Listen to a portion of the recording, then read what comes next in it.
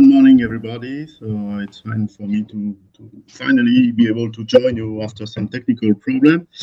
Can you hear me first? I have no feedback. Can hear you. It's fine.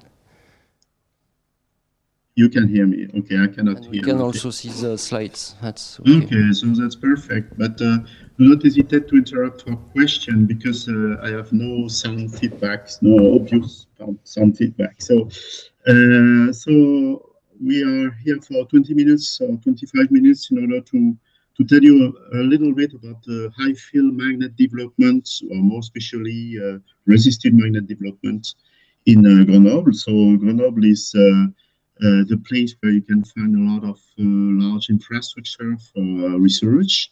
So as you see on this dias, you have the ESRF, the ILL, that is the first the French-German neutron source, and that is now an international European facility. And in the center of this dias, I put the LNCMI. So LNCMI is a strange name. It's in fact Laboratoire National des Champs Magnétiques Intenses, a very simple French acronym as usual. And it's a French national high magnetic field laboratory. So I will try to explain you why we are producing high field and what are the problems that are encountered for modelization. So I'm not a specialist, as you will see, of modelization, but I'm in charge of construction and development of magnet for about 20 years. So I hope that it will be fruitful to have a focus on these developments. So let's go to the second year. So if we want to speak about high magnetic field, we have to go back to the birth of electromagnetism, because we are talking about magnets, but it's only electromagnets.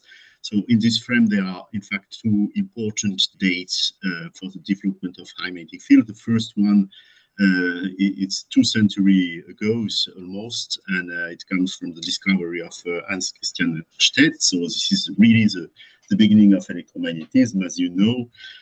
And of course, it is a very interesting story, because you know that Ørsted has discovered this. Well, it seems to be by hazard, but and then after he has a discussion with Ampere, so it means that already at that time ideas were traveling a lot through Europe. So I hope that with all this nice software and so on, we can increase this communication. So Ampere's law, and after it was of course taken by Maxwell in order to formalize it a bit better.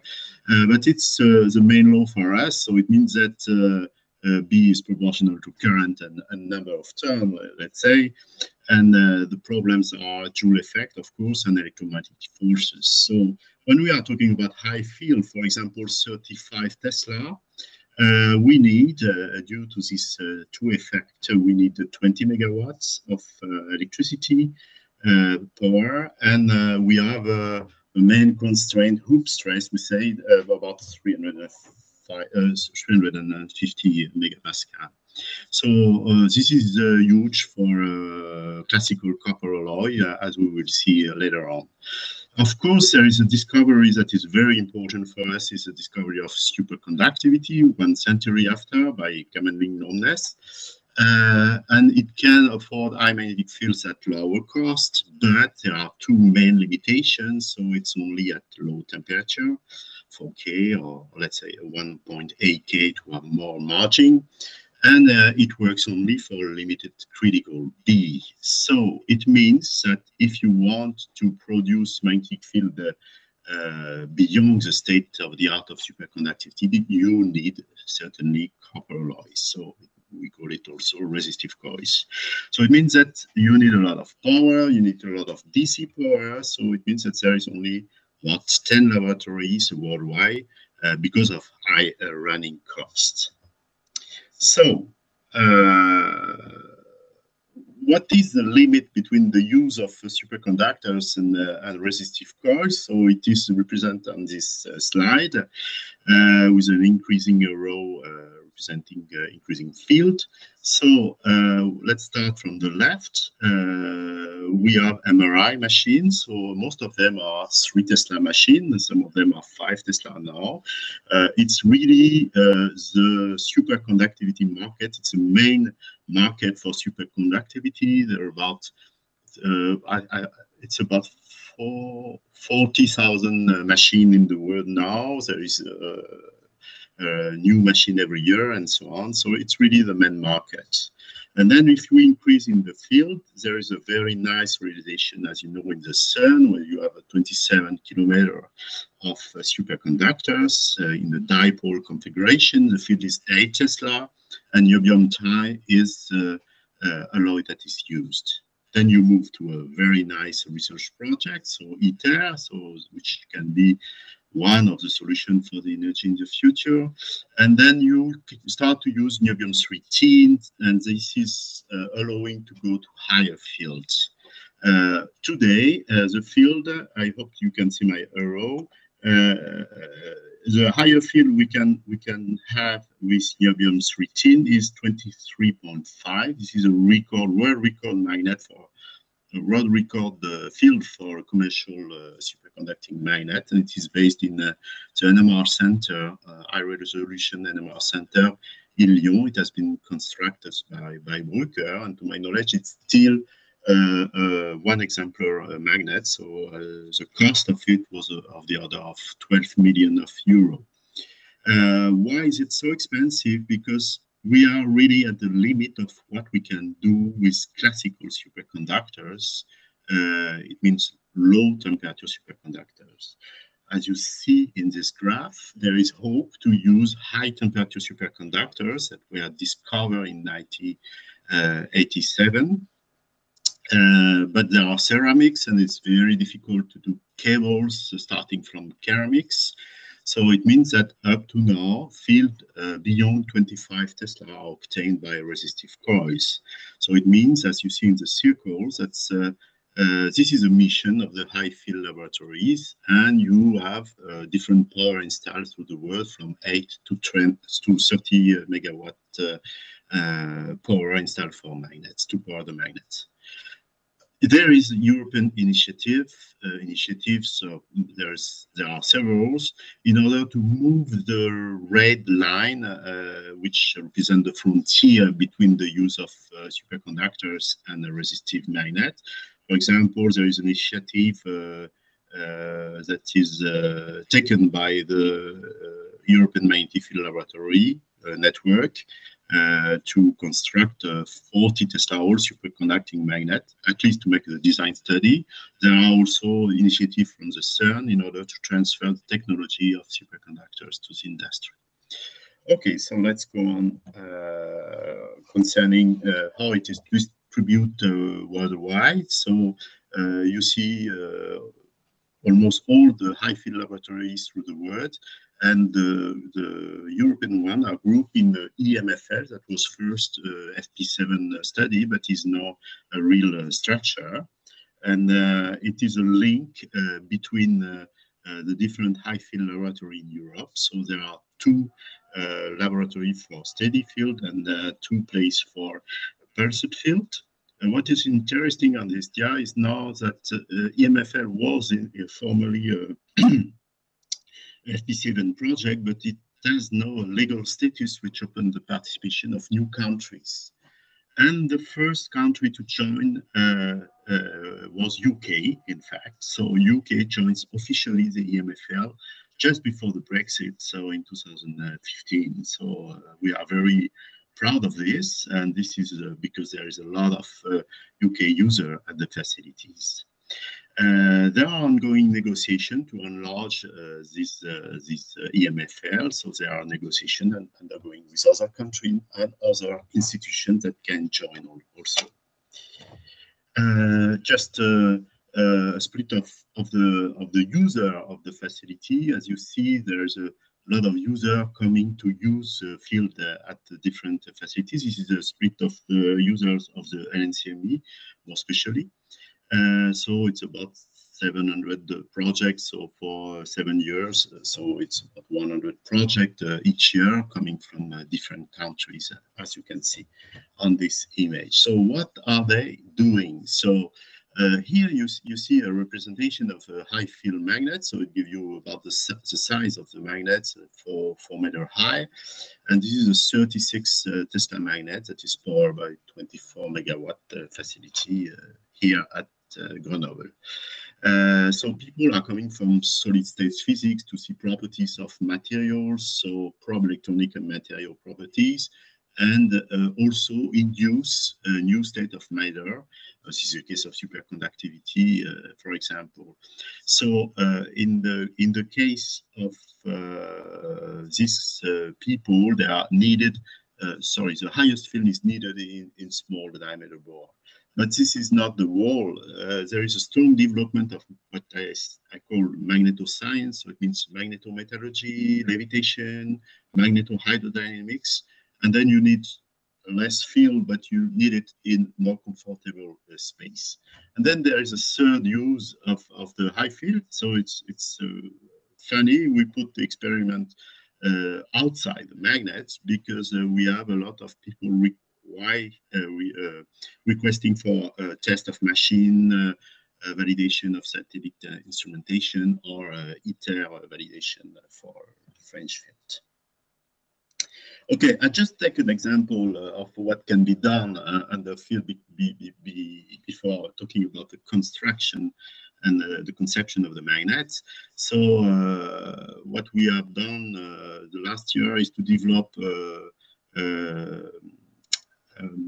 levitation facility for diametric materials. So, you know, to experience zero gravity is not that easy. So first ways are drop tower, parabolic flight.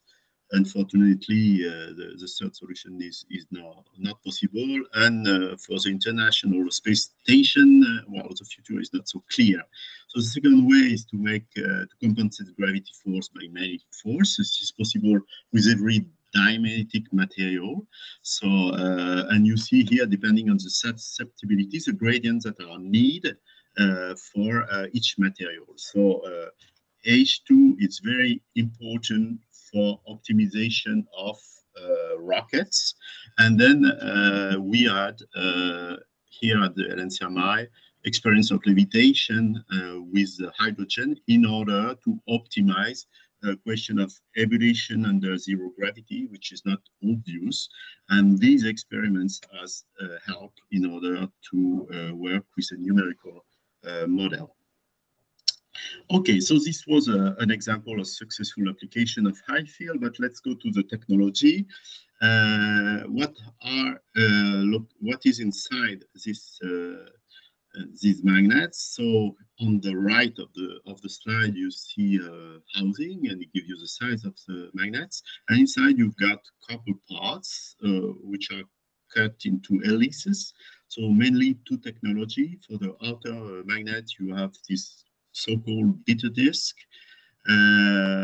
which are using copper alloys with a high content of silver. So there is a unique Japanese producer through the world. And in Grenoble, we have developed more specific technology, which is called polyhelix.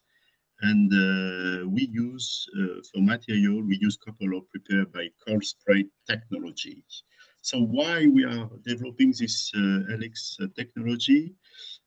First, but it's easy to say now, we have now proved that it's the longest lifetime because it's a well-defined structure with no stress concentrator in it.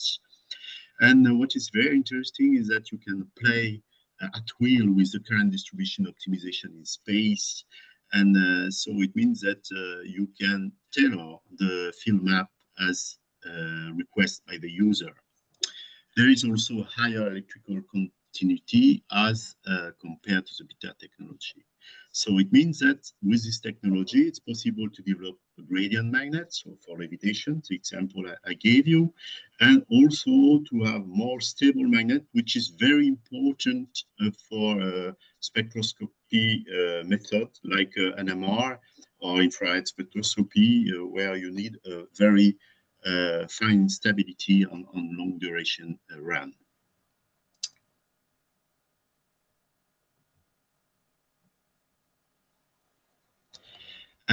So what are the main problem for magnet upgrades? So of course it depends on the material you can get. You need the better conductivity and you need the better yield strength, as you can see on the graph. And you need to manage the heat transfer. So on the scheme on the right, you see that the heat transfer that are encountered in a high-field DC magnet are very large. So of the order of what is encountered in fusion diverter in a heater, but in a continuous way. So it means that it's really rare. It's a very an heat exchanger with very high performance. So for extreme design, the two domains become more and more coupled, intricated, and I will try to explain this. I hope you can hear me still because I have no feedback at all, so no confirmation. We can hear you. Okay, perfect. That's no problem. Okay. No, do not hesitate to ask because it's very strange because I have no feedback at all. So it means that I don't know how you can hear me. Okay, so concerning heat transfer and high field magnets, so here I put some characteristic numbers that we encounter in polyhelix. So you see the central image of the polyhelix, and then there is a cut on the right, and you see that there is a high gradient inside a very thin helix of the order of 5 millimeter large. So it means that there is a very high heat transfer to the cooling water that is inside and outside the diameter of this helix. What is noticeable is that the gradient of temperature at the wall is of the order of 70 degrees, so it's very rare, and it's due to that it is linked to the fact that we have a limited heat transfer coefficient and for very large heat flux up to 6 megawatt per meter square. So these are the heat transfer constraints. And then, of course, we need, for the requirement of the material, we need highest conductivity and we need the highest strength for the material. And for this, we have developed new material with the University of Belfort, because forged material are not sufficient. So we are deposited by a cold spray technology, which consists of spraying a powder of copper at very large velocity. And thanks to this development, we are able to enhance the property of the material we are using. So we have started from this point in 2010. So it's classical, I would say, is forged product as the one that are used for the development of Ariane, for example. And then we have prepared those material, and thanks to this, we were able to move from 35 to 36 Tesla. And now we are taking this material with obtained with cold spray technology. And well, at the beginning of this week, we have done 36.5 Tesla, and we hope to be able to test at 37 in the coming months. So it means that we are very linked to the progress of material. So we are depending strongly on this, and we need to modelize this. Okay, so what is the state of the art for the modelization? So this design was made by Field++. I think that Christophe Trofim has made a presentation yesterday to you. And in 2014, the design was done for 31,000 amps, consuming a power of 25 megawatt using all this software suite. And it was designed for 37.9 Tesla. So as I told you, we have tested it at 36.5 Tesla at the beginning of this week, but we have still some margin. So we are really in the modelization. So there is no obvious difference for this, I would say, quite simple geometry, because it's only tube with a heat transfer condition at the boundaries. So then if we want to continue, what do we have to do?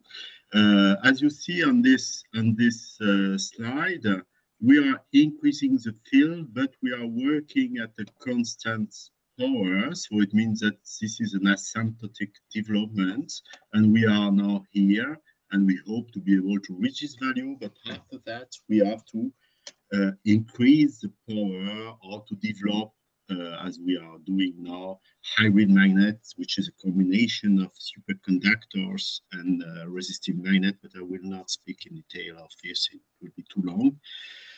But in any case, we will have to manage with higher power in the near future. So it means that we are still to deal with material development, but we have also to master the energy cost. So this is a very critical challenge for us, because if we cannot do that, it will not be possible to develop high field magnets. So, François, you have yes. Still 2 minutes. Oh my God. Okay, so I will go fast. So here you see what is the interest of precise modelization.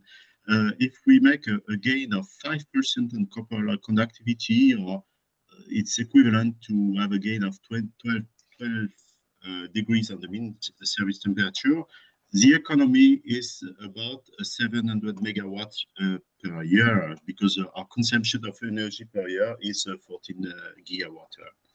So it means that we need very precise hydraulic optimization in order to master this consumption.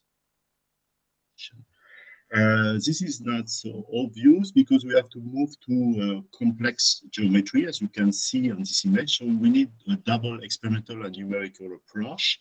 So for example, for this more complex geometry, the numerical experimental comparison is satisfactory, but there is an insufficient lifetime, and we want to have tools that could predict, start to predict lifetime. So because for us, it is very important to be able to have long duration runs, because we have the chance to have river for cooling our installation. So it means that we are the only one to be able to have long duration runs. So it means that we must have reliable magnets for the user. This is not so easy, because you see the way the field is used, as you can see in this graph, is a mixing of creeping and fatigue, and it's not so obvious. So it means that we must include all this experimental data in the software. To go rapidly, so modelization of high field magnets under static loads is now well mastered, as you have seen. But one of the challenges for the numerical approach is to be able to predict magnet lifetime. So there is a need of magnet modelization integrating dynamically, I would say, new experimental data and behavioral laws. Why dynamically? Because they are not knows. So we need to have really a very strong interaction to integrate lifetime statistics, fatigue, creeping laws, and so on. I'm convinced that this step will accelerate the transfer from the high field academic communities to private companies for application of this nice technology for industry. So thank you for your attention, and sorry for the technical problem at the beginning of this presentation. Okay.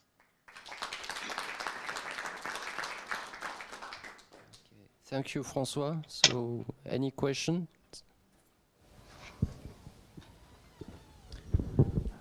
To me, it's very hard to know how much is 35 Tesla. I have even no idea how much is 5 Tesla or 1 Tesla. I get that it's very much, but is there a way to visualize this or give some kind of intuition to, as a non-specialist, as to how strong is this field? Sorry, so you can see the slide again with on the screen? Yes. Okay, a permanent magnet will go up to 1 Tesla, let's say. So you can have some neodymium Fehrbor, that neodymium Fehrbor iron bars that go up to 2 Tesla, something like that. And then after that, you move to electromagnets. So it means that 100 Tesla is about 1 million times the magnetic, the Earth's magnetic field, and permanent magnets stop at 1 to 2 Tesla. So it means that MRI is already a very strong field. You know, if you have already passed MRI, that you have a lot of safety rules in order to go in 3 Tesla. And then we have this field of 35 Tesla, which is not reachable with superconductors. So if you have 2 permanent magnets of neodymium fireball, you cannot separate them with a 100 kilo force and a very small volume. So this is only the scale I can give you. So. Okay, thank you. Another question? No, so if any question, thanks again, François. Thanks. Have a nice conference.